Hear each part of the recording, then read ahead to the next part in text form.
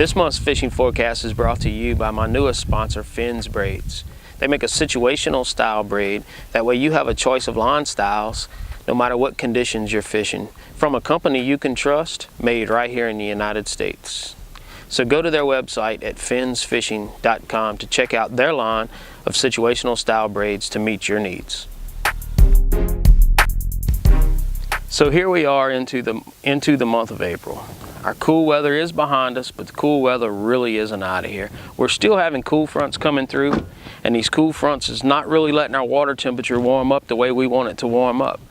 Our water temperature's been running about 70 degrees, and of course, as we expect here in the month of April, the wind is blowing, and it blows a lot. So, how's the fishing been?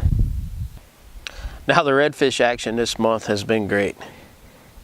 The only problem we've really been having with the redfish is they've been huge, and trying to catch them small enough to keep. 28 to 36 inch redfish have been everywhere.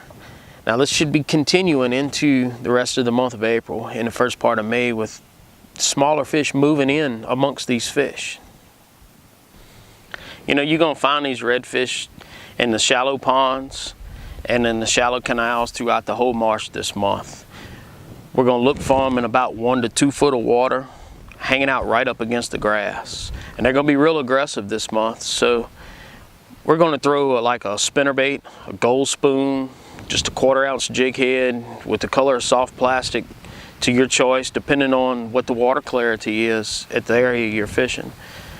You know, of course, my go-to baits is going to be either a Deadly Dudley Frog's Breath or a Matrix Shad Green Hornet, or also the tiger bait color, depending on the color of the water. But don't forget live minnows. I mean, right now our Kakaho minnows are going through a spawn, and that's what all the fish in the marsh are eating. So I really wouldn't leave the dock without live minnows in my live well, because that just might make your day better. So as our days warm up and get longer, our speckled trout fishing is going to be on. They're going to continue their transition period this month, trying to move into their summertime patterns. You know, we've already been finding them showing up in our lakes and bays in the interior marsh, mostly in small numbers. We're finding them in places like South Lake, Lake Jesse, Little Lake, Northwest Island Chain, Formation Islands, and all the islands out in the Barataria Bay also. But, you know, that's only been when the winds let us get out there and find them. You know, and right now they're in small numbers, but as the month moves on and we get into the first part of May, they're going to school up being their summertime pattern. And, you know, this is the season we've been waiting for. It's coming. We just got to be a little patient. And here it is. The speckled trout fishing will be on. These fish are going to be hanging around the points in the bayous, emptying out into the bays. Just look for moving water coming out of the bayous and around the points, and fish them with a live minnow or a soft plastic, either one, under a cork, fishing about 2 or 3 foot deep. Now while you're running all these areas, keep your eyes out for the birds. The birds are going to start showing up this month, and they're going to show up in more numbers the more the shrimp come in. And as the shrimp come in, here come the birds. So, you know, when you're running and you see a group of birds diving and hitting the top of the water, don't pass them up. It don't matter if it's just 1 or 2 birds or 20 to 100 of them.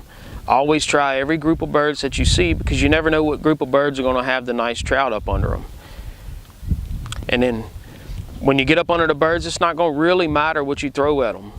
You can throw a straight jig head, or really under a cork is the best thing. Any kind of soft plastic works real good, because you can fish it real fast. It could either be a minnow or a shrimp, doesn't matter, because at that point they're real aggressive and they're going to hit anything that hits the water. So don't pass up a group of birds as you're running through the lakes and bays this month. So look, you go check out my Facebook page or my website. Both of them are going to be listed below right here, for you can check out and see how we're doing on the water on a daily basis. Now, if you would like to go fishing with Captain Anthony Buquoi, you can either call him at the phone number we have below, or you can email him at his email address listed right here. And you can enjoy some of your great times in South Louisiana marsh with Captain Anthony Buquoi. I hope to see you out on the water.